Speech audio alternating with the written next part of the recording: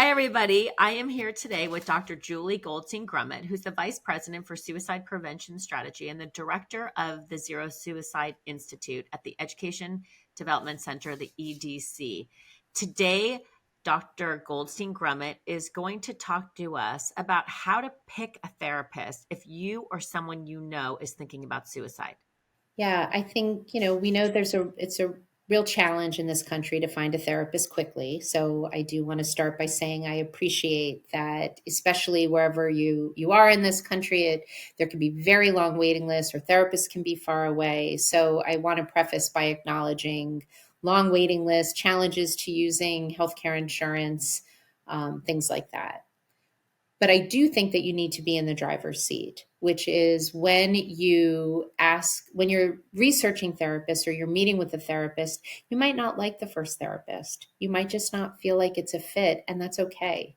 This is a person that you should feel comfortable sharing your thoughts with, or your loved ones, they sharing their thoughts with, and you need to have that comfort. And if you just don't feel like you're going to be able to walk into that office and be honest, then that's not a good fit and you're not hurting their feelings. I think that you need to tell the therapist, we just want to see or go through an intake. And if the intake just doesn't feel right and you don't feel like that you're going to have sort of a lined up in what you're looking for, then look for somebody else. When it comes to suicide care, I do think you want to ask things like, tell me about how you treat people who are talking about suicide, right? If you're a parent and you're looking for a therapist for your child, then be very clear. My child has talked about suicide and I'm really concerned, but I really want to understand more. What does your treatment entail? How will I know that my kid is getting better? I understand that, I really want you to use sort of evidence-based treatment models. Could you tell me about evidence-based treatment in suicide, or how you've been trained to work with people at risk for suicide? How am I a part of that? What role will I play in my child's care and recovery, or my loved one's care and recovery? How will you include me and keep me notified? How will you educate me?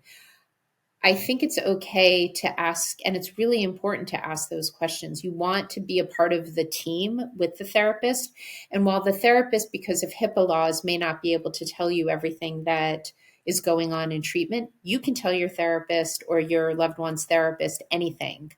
The HIPAA goes in the direction of the therapist talking to you and saying, here's everything that they just said in their last session. They can't do that unless the individual signs a consent form. But as far as you holding a lot of information to tell the therapist, you can tell them anything, and you should keep them updated if there's things that you're worried about. But I think just as if you were looking for a new nursery school or anything else, ask questions. It's your right to feel really comfortable with the therapist and to understand it shouldn't be a black box that you're sending your loved one to every week. You should understand what the treatment entails, how long what kinds of things are alerts and ways in which you know that your loved one's getting better, how they manage crises, how available they are, and just kind of telling anything else about the training or experience they've had working with other people at risk for suicide.